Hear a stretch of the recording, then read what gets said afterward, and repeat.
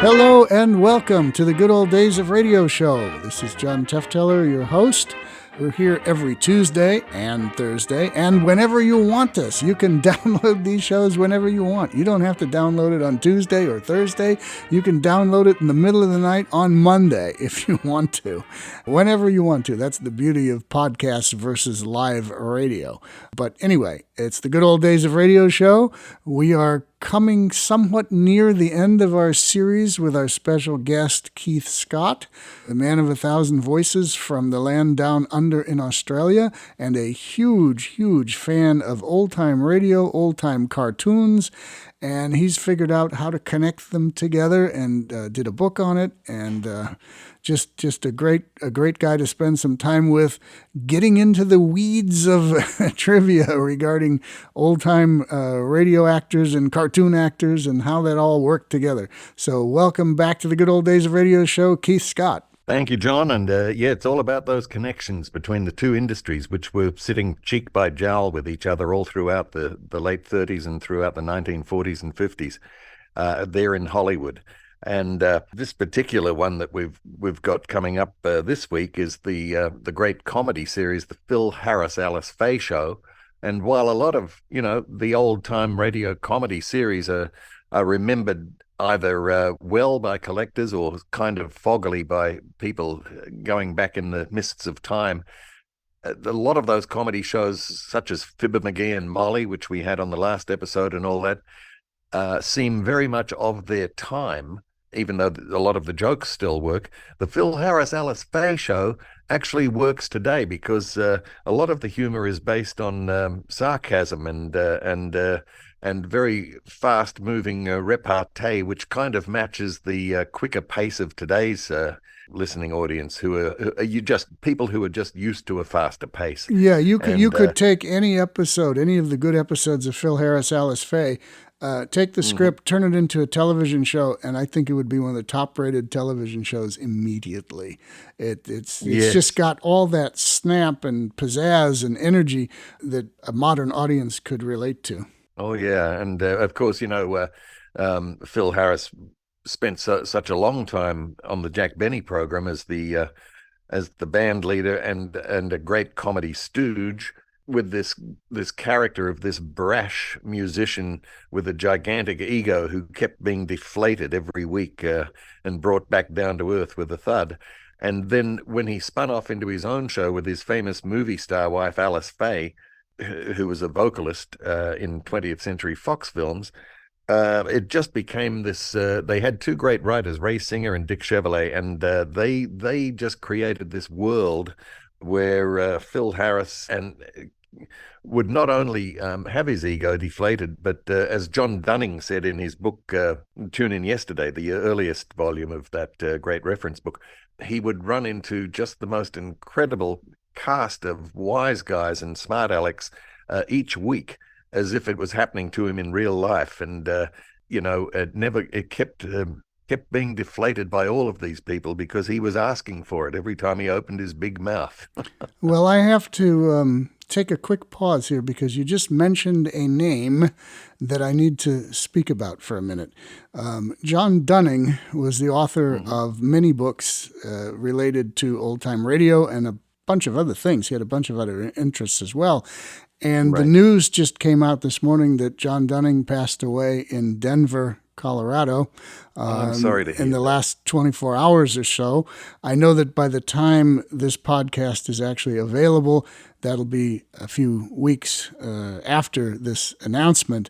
But everybody who collected and collects old-time radio shows owes a great deal of gratitude to Mr. John Dunning for those great books, because they provided a roadmap to what to look for and what was available from the good old days of radio. And it's sad to see that he has passed on. But I wanted to take a minute in case you didn't know that, Keith. No, I didn't. I know he'd been unwell for several years. Yeah, it came across my computer this morning that he had passed away either yesterday or the day before. Right. Yeah, I remember when he revised his book and it became on the air, even bigger volume in 1998. And I was just landing in the US with the copy of that book so that I could read it in the hotel while I was in California. And I ended up admiring it so much that I phoned him in Denver, and we ended up having like a 2-hour phone call. And such a nice guy, and such a huge influence on the collectors. In fact, he dedicated the first volume of it to Skip Craig, who is the collector who I was mentioning Yes, he on did. one of your shows that worked at J. Ward Productions, where they did Rocky and Bullwinkle, and Skip Craig was one of the great early collectors of old-time radio. So, again, all these connections, it's Yeah. just amazing. And John Dunning also had a multi-hour old-time radio program that aired in Denver on for KNUS years. in Denver, that's right. Yeah, Yes. years and years. He was the voice of old-time radio in the Denver area. And any of our podcast listeners who grew up or lived in Denver or live in Denver certainly know the vast influence he had there. He also had, I think, a bookstore there where he sold rare volumes of books. He was a big book collector Yes. and all that. So Yes, anyway, that's right. just rest in peace, John Dunning. I had to take a minute to R.I.P. say that. And he also managed to interview many of the people who you knew at Spurdvac meetings and so on. And so there's all these extra interviews with people like John Daner and Harry Bartell, who you knew, and Paul Frees. He did a great interview with him. And he just did a wonderful series of great on-air interviews by telephone. Well, I hope that his collection, which I guess is in the hands of his wife or family, I don't know, but I hope that his collection is preserved and not thrown in the garbage or sold at some estate sale for pennies, but actually finds a good home in some historical archive somewhere where it's accessible to the rest of us to be able to hear at some point. All right. Sorry about the digression there, but I had meant to do this today, and I had forgotten about it. So when you threw that name out, I went, I have to stop him. Right. We have to talk about John Dunning for a minute. Absolutely, yeah. Okay. All right. So back to Phil Harris, Alice Faye. What is the air date on this particular one? Now, this one is from the 21st of May in 1950. Okay. Is there anything you want to prep the listeners about before we do it, or just go right into it? Because I don't know that I've heard this one. Yeah, you have heard it? I don't know. I have no idea. Oh, it's a funny one, and it's just a typical episode about Phil having to renew his driver's license. Okay. And, in fact, I think both of them have to, Phil and Alice, but it's just filled with all these great cartoon people and some of the voices you'll probably recognize. All right. Phil Harris and Alice Faye Show, May 21st, 1950, renewing their driver's licenses. Here we go. Good health to all from Rexall. It's the Phil Harris Alice Faye Show, presented transcribed by the makers of Rexall drug products and 10,000 independent Rexall family druggists. Good evening. This is your Rexall family druggist, welcoming you for the 10,000 independent druggists who have added the word Rexall to our own store names. You know us by the orange and blue Rexall sign on our windows, and that sign means that we carry the 2,000 or more drug products made by the Rexall Drug Company, each one scientifically compounded to do a job for you. For example, there's Rexall's famous mouthwash, MI31. MI31 is a special antiseptic formula that kills contacted germs almost instantly when used full strength, yet never harms delicate membranes of the mouth and throat. Quality like that of Rexall MI31 is what we family druggists are talking about when we tell you you can depend on any drug product that bears the name Rexall. Good health to all from Rexall. And now your Rexall family druggist brings you the Phil Harris Alice Faye Show, written by Ray Singer and Dick Chevrolet, with Elliot Lewis, Walter Tetley, Robert North, Janine Roos, Ann Whitfield, Walter Scharf in his music, yours truly, Bill Foreman, and starring Alice Faye and Phil Harris.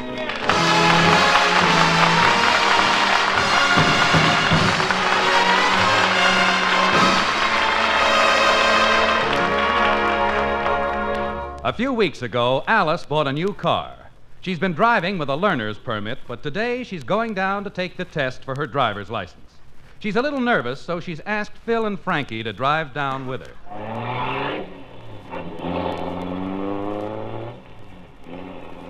Now be careful, Phil. You're going a little too fast. Alice. And put your hand out when you make a turn. Alice. Watch what you're doing. You went through a red light. Alice. What? You're driving. I'm so nervous about taking my test, I forgot. I've never seen such lousy driving. Alice, you mind if I get out of this death trap? Don't be sarcastic. I happen to be a very good driver. I was the best one in the driving school, and the teacher said my driving was better. All right. You're a good driver. Now get off the sidewalk and back on the road. Frankie, if you don't like what I'm doing, you can get out and walk. Why should I? You didn't get fresh with me.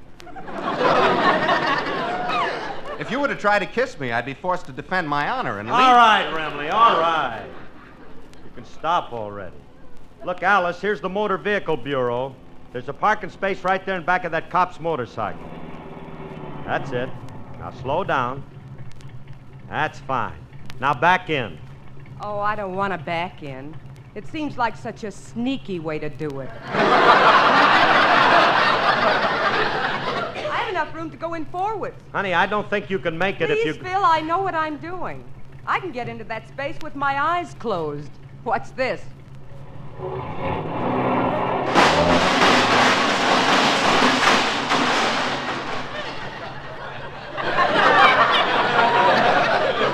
You can open your eyes, dear. You're in. Uh-oh. The cop's motorcycle was knocked over. Did I do that? No, dear. It's just a nervous motorcycle. You see, when you raced your engine, the motorcycle got flustered, jumped up in the air, and fell over in a dead faint. You know those high-strung Harley Davidsons? Hey, Alice, quick. You better back up before somebody sees us. Now, hurry up. Back up. Okay. Alice, there's a car in back of you!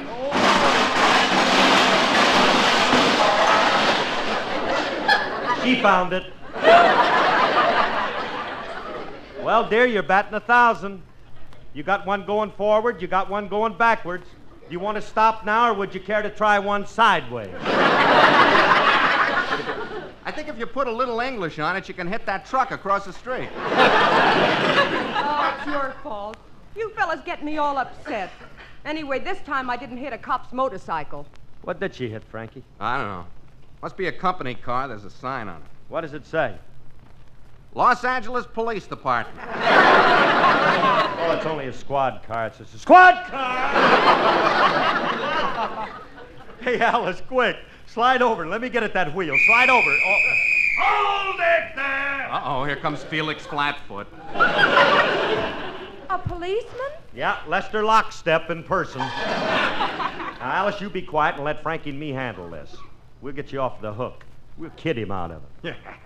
Cops have a wonderful sense of humor. Well, nice driving, buddy. Oh, it was nothing. Glad you liked it. I didn't like it. Who cares? I don't believe anybody asked for your opinion. Wait a minute. You don't seem to realize who I am. I'm wearing a uniform. Well, bully for you. Now run along and deliver your telegrams and leave us alone. These Western Union boys certainly are... Frankie, he's not a Western Union boy. Well, thank you. I'm glad somebody recognized me. Well, you'll have to forgive my friend. He's not familiar with the Cub Scout uniform. Couple of wise guys, huh? I'm going to throw the book at you. Fellas, this one doesn't have a sense of humor. I think we got a straight man. Alice, please. I told you that we'll handle this. Well, if you're not a Cub Scout or a Western Union messenger, just what is your racket? Who are you? Who am I? I'll break it to you easy. You see this badge? What does it say on it? L-A-P-D. Pleased to meet you, Mr. Lapid. Lapid? Yeah, that's short for Lapidus. It's, My name ain't Lapidus, it's Cassidy. Cassidy? Oh, I'm sorry. I didn't recognize you without your horse, Hoppy. Hey, Frankie, this is Hopalong Cassidy. I'm not impressed. I'm a Roy Rogers man. If you two comics are through, you can come with me. Come on. Now, wait a minute, officer. Don't blame them. It's a natural mistake. You do look a lot like Hopalong Cassidy. I don't care if I do? Yes. Only you're even better looking. In fact, you're one of the handsomest men I've ever seen. Well, it's nice. You're very... You doing anything tonight, Blondie? Now, wait a minute, officer. She happens to be my wife. Quiet, knothead.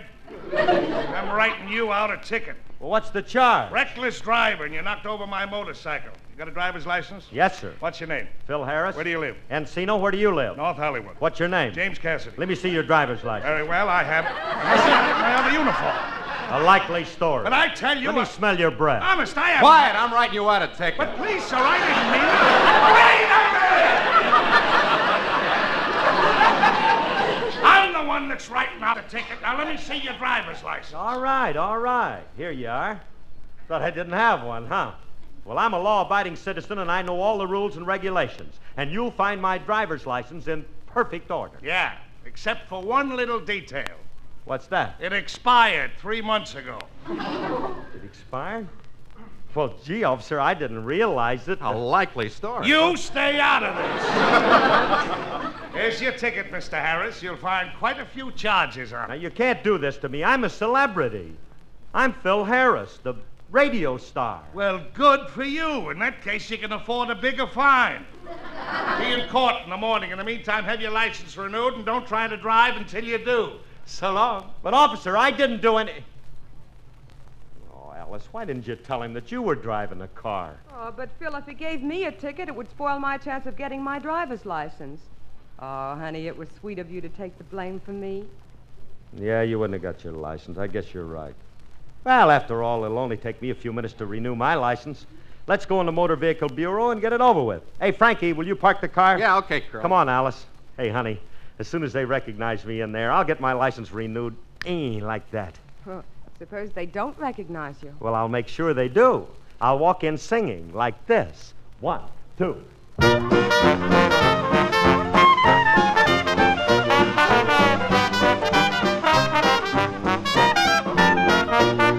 Well, look at them shuffling down, rambling, scrambling, heading for town, hustling, bustling, buzzing around, happily awaiting at the station. Well, look at the train, the number 709, huffing and puffing and arriving on time. Who do you think's about to arrive? The band they call the Dixieland Five. They're gonna play that Muskrat Ramble tune, the way you never ever heard it played. Get ready for the big parade. All together now, 1 and 2. Come on and join a happy throng. Feel the beat of that rambling, scrambling muskrat song. Come on and ramble along.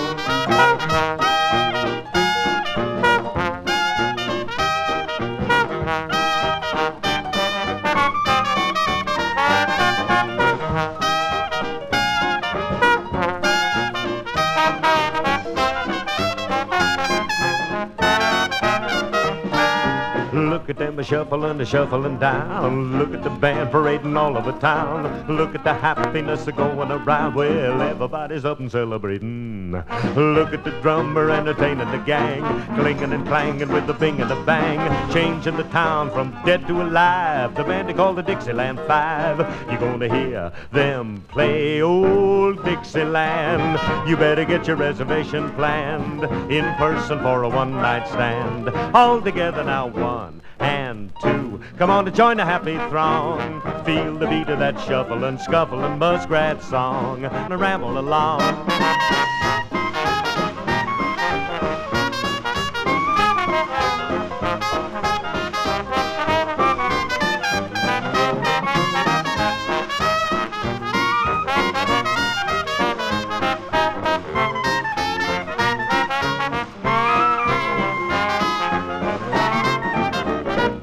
You're gonna hear them play that Dixieland. You better get your reservation planned in person for a one-night stand. All together now, 1 and 2. Come on to join a happy throng. Feel the beat of that shuffling, scuffling muskrat song. Come on and ramble along.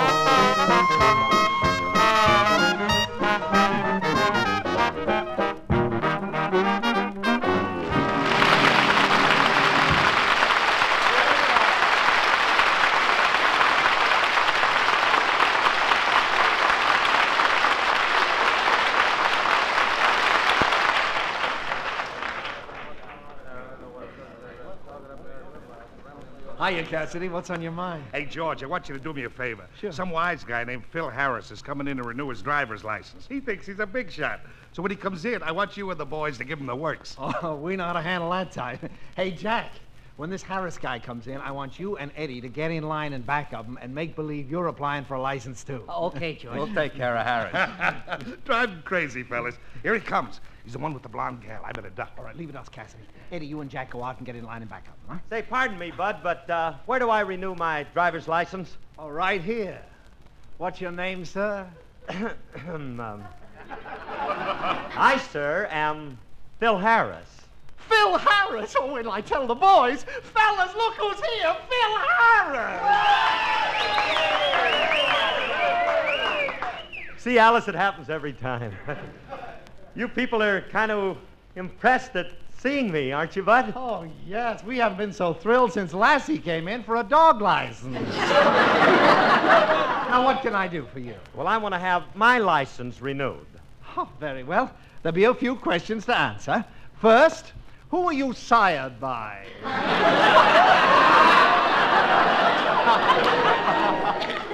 Well, why do I have to answer questions? All I want is a license. Here's my old one. Give me a new one. Oh, you optimist, you. It's not that simple.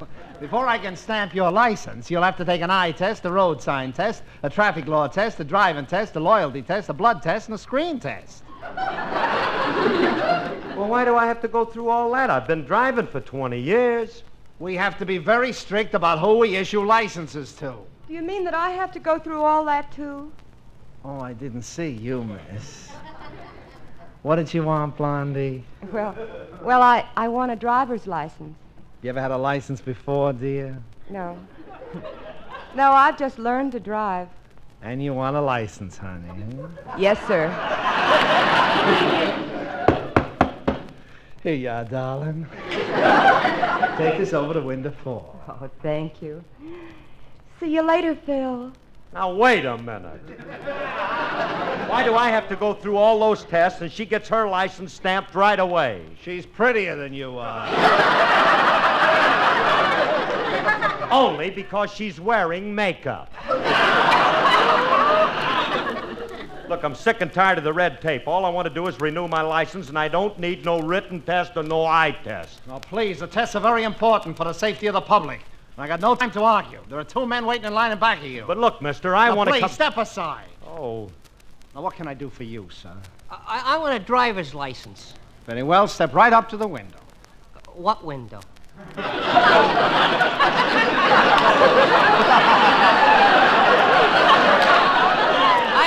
I don't see very well. Where is it? Right over here. All right, don't help me. I'll manage to find it. This must be the window. Get your nose out of my face. Oh, pardon me. I mistook the lines in your face for the bars on the window. Now, let me see now. Where is that window? This way. Keep talking. I'll come in on the sound of your voice. Beep, beep, beep, beep. There we are. Now you want a driver's license? Yes. Well, I'll have to give you the eye test. How is your vision? Perfect. You passed.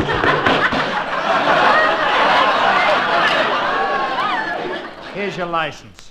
Nice thorough examination. Thanks for the license. Now, if you'll just aim me toward the door, I'll be on my way. Good luck. Oh, and by the way, if you ever get a chance, drop in and get yourself a pair of glasses, will you? Well, I've been trying to for 3 years, but I can never find the optometrist's office. Well, I'll be seeing you. With what? How come you gave him a license? Who? That baseball umpire that just left.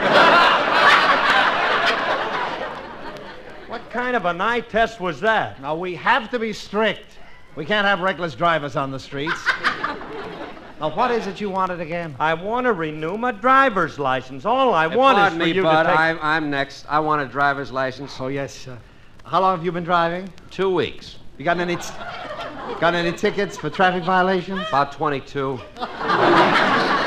You ever been jailed on a traffic charge? 6 or 7 times. You ever hit a pedestrian? Only when they get my way. I like your attitude.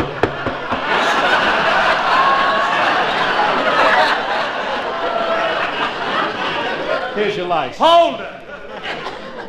Now, why did you give him a license? Well, why shouldn't I? In 2 weeks, he got 22 tickets. He was in jail 7 times, and he hits pedestrians when they get in his way. So he made one little mistake. I feel if a man is trying, he should be given another chance. After all, that's a democratic way of doing it. Never mind him. Now, how about me? Oh, yes. What was it you wanted again? I just want to renew my driver's license. Well, why didn't you say so? If that's all you want, it won't take any time at all. Well, what do you know? 12 o'clock in time for lunch. I'll be back in an hour. Come back here. Open that window. All I want is my driver's license. I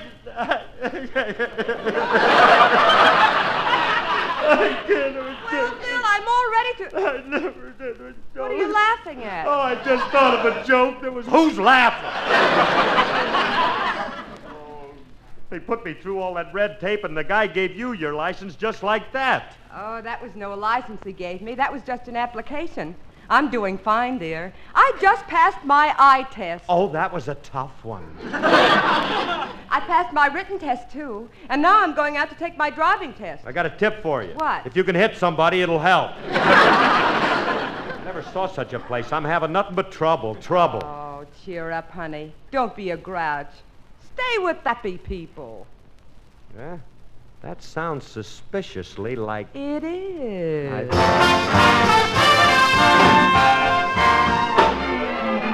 We've got to stay with the happy people. Have your fun, live in the land of joy. Stay with the happy people. Face the sun, life is a Christmas toy. Down through the endless ages, tears have been contagious. And take it from me that misery is looking around for company. So stay, stay, stay with the happy people. Don't you wrinkle your brow, it's strictly out of style. Just stay with the people who love to wear a smile. Smile, smile, won't you wear a smile? Smile, smile, won't you wear a smile? Smile, smile, won't you wear a smile? If you want to stay with the happy people. Have your fun, live in the land of joy. If you want to stay with the happy people. Face the sun, life is a Christmas toy. Down through the endless ages, tears have been contagious. And you can take it from me that misery is looking around for company. So stay, stay, stay with the happy people. Don't you wrinkle your brow, it's strictly out of style. Just stay, stay, stay with the people. Love, love, love all the people who wear a smile.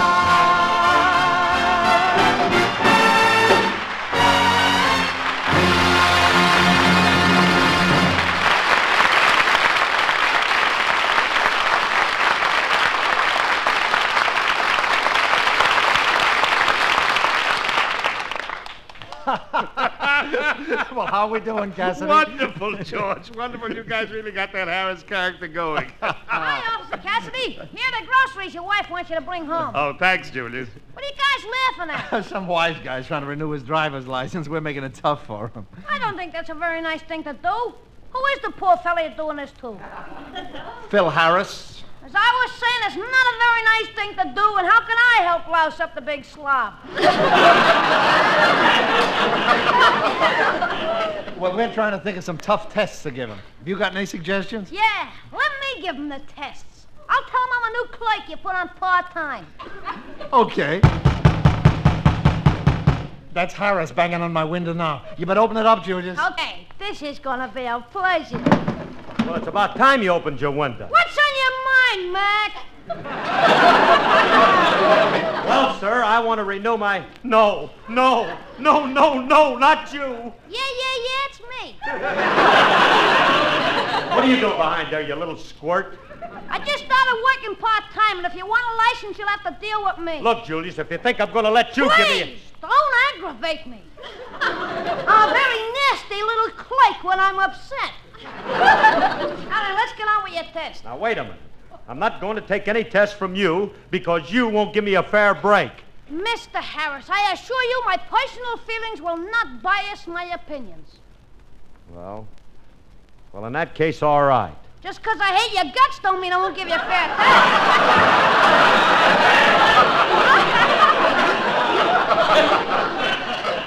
Now, the first thing I got to do is give you the eye test. I tell you, I'm not going to... The eye test? Oh, that's a cinch. I know how to answer that one. Go ahead, ask me the question. How's your vision? Perfect. I pass. Give me my license. Stamp. Give me W. Not so fast. Gotta read the chart on the wall first. Cover your left eye and read the top line. Okay. A-M-L-T.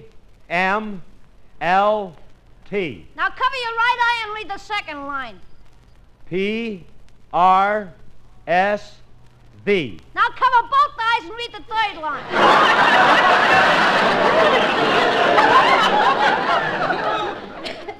If it's all right with you, can I feel the letters a little? I'll be lenient. I'll let you read it with one eye open. Oh, I'd hate to cheat like that.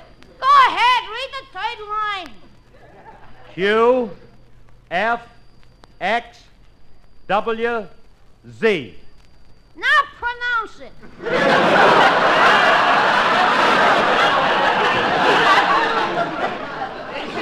Well, stop stalling, Mac. Pronounce it. Quavits. Quavals. Quamps. License denied. Why? You can't read English. There'll be a danger on the road. If you came across a word like that on a road sign, you wouldn't know what it meant. Well, where will I ever come across a sign like that? It don't mean nothing. That's what you think. In Czechoslovakia, it means no U-turn. How do you like that? I've been driving for 20 years, and I didn't know that in Czechoslovakia, you're not allowed to make a quantz. Look, I'm not going to take any more of this from you. This is the most outrageous thing that I've ever heard of. I'm not going to... It's okay. I'll take over now. I think we got about as far as we can with You're him. darn right you have, because I'm a citizen and I demand my rights. Very well. Very funny. Yeah. Now, what was it you wanted again? Yes,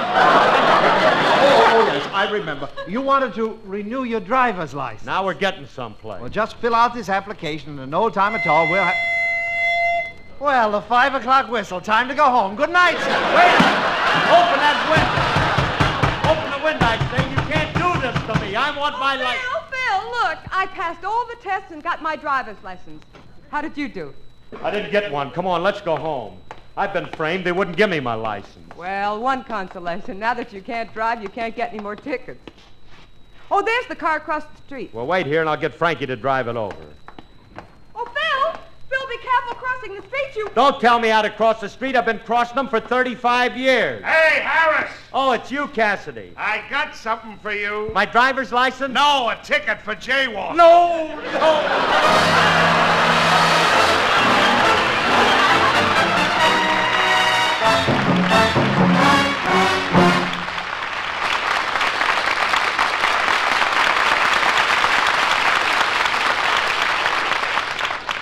Alice and Phil will be back in just a moment. But first, here's your Rexall family druggist. The other day I was telling a customer about one of Rexall's best-known products called Bismarex. Oh, you don't have to tell me about Bismarex. I already know what swell relief it is for acid indigestion. Well, as a matter of fact, that's exactly what this customer said. But wouldn't you still like to know why that's true? Well, yes, I guess I would. Well, the secret lies in the scientifically developed formula for Bismarex. You see, the active ingredients in Bismarex vary in the time it takes them to dissolve in the stomach. That way, the relief it gives is not only prompt, but continuous and prolonged. Excess acidity is often neutralized within 1 minute. Then the other ingredients, dissolving more slowly, ease up those acid gastric pains. And finally, Bismarex leaves a soothing protective covering on irritated stomach membranes. Well, no wonder Bismarex works so well. Well, ma'am, 10,000 family druggists don't wonder about it. You see, we know you can depend on any drug product that bears the name Rexall. Good health to all from Rexall.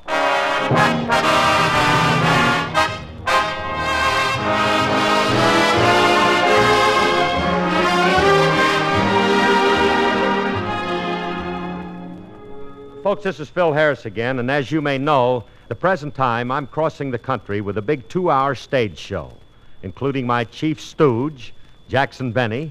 Then we have Rochester, gorgeous film star Vivian Blaine, my whole band, and many other wonderful extra acts, all in person. Tonight we play Milwaukee. Tomorrow, Monday, we play Peoria. This Tuesday, we'll be in St. Louis. This Wednesday, Indianapolis. Thursday, Grand Rapids. Friday in Detroit. Saturday, Toledo. And next Sunday in Cleveland. It's a great show, and I hope you'll ask for your tickets early because they're going fast. Join us on the air again next Sunday. Thanks, and good night, everybody. Good night, everybody.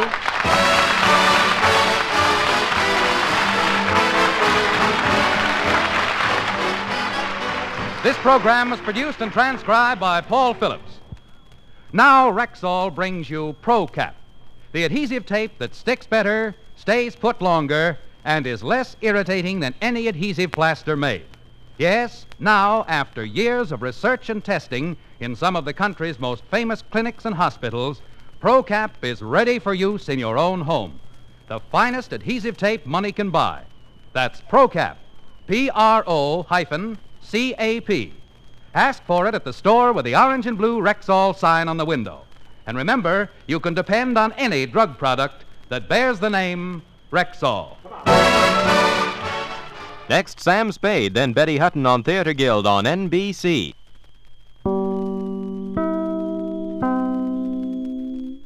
Next up, Sam Spade. Well, not here, but maybe on a future show. Always great to hear Phil Harris, Alice Faye, May 21st, 1950, the driver's license thing. Quite good, as always. Thank you, Keith, for selecting that one. Tell us about some of the cast and crew there and how they're cartoon-related, besides what you've already said. Well, yeah, that was a particularly good episode for actors who did cartoons and radio at the same time. And as the stern policeman Cassidy, we heard Alan Reed, who, of course, was famous just a few years down the track as Fred Flintstone, the most possibly the greatest match of a cartoon actor with a role that in the history of cartoons, and then the clerk who wanted to keep playing jokes on poor old Phil was our friend Hans Conried, who was another actor who specialized in the comedy programs because he just had such a great gift for doing these crazy dialects and accents, and he was the one who kept saying Phil Harris, and then the great little whiny Brooklynese brat was Walter Tetley playing Julius Abruzio, the delivery boy, who was constantly sarcastic to Phil in these shows. I mean, he played a totally different role on The Great Gildersleeve as the young nephew Leroy, far more well-behaved, even though he was a kind of a radio brat, but nothing like the Julius character in the Phil Harris Alice Faye show, and he went on to become the voice of Sherman, the pet boy of genius dog Mr. Peabody in the Rocky and Bullwinkle show, Peabody's Improbable History. And Sherman and Mr. Peabody would go back in the Wayback Machine every week to some famous time in history and alter the course of history. And they were three great cartoon voices that you just heard on that episode of the Phil Harris Alice Faye show. Anything else on Phil Harris Alice Faye? No, I just think it's one of those shows that you will probably occasionally play on the podcast because it is such a show that holds up with that sort of modern day sarcastic comedy. We will definitely. I think every one of those exists. I can turn around in my chair and see a box of NBC master transcriptions of Phil Harris, Alice Faye, and I'm pretty sure I have the entire run, and I think there's a couple other sets of the entire run that are out there as well. I haven't transferred mine yet, but we'll get to it someday. Yes, they really do hold up, and they're great comedies. Okay. Producer Daniel informs me, or has informed me, that this is the 200th episode of the Good Old Days of Radio show. Now, I didn't know that. A little milestone. Yeah. I didn't know that. But hey, glad to celebrate that, and glad to celebrate that with you as my guest, Keith Scott. Thank you so terrific. much. Excellent. You picked a good week to be here, our 200th show. Okay. Next week we have what? Now, next week we have one more episode of the CBS Radio Workshop. And again, this one features a lot of cartoon people, and it stars the great satirist Stan Freberg. It's an analysis of satire, which is a totally different form of comedy than what we've been hearing in the last couple of weeks. Yeah, I'm familiar with this one. It's a great episode of CBS Workshop, and of course it does have Stan Freberg on it and all that, so it will be fun. And we will do that next week. You'll be back with us for that, and then I think we have one or two more after that. I'm not sure, but we're coming down. That'll be the second last one, and then one more to go. Okay, so second to the last one next week, next Tuesday. Thursday we have weird tales of creepy stuff on Suspense or Lights Out or Quiet Please or something like that.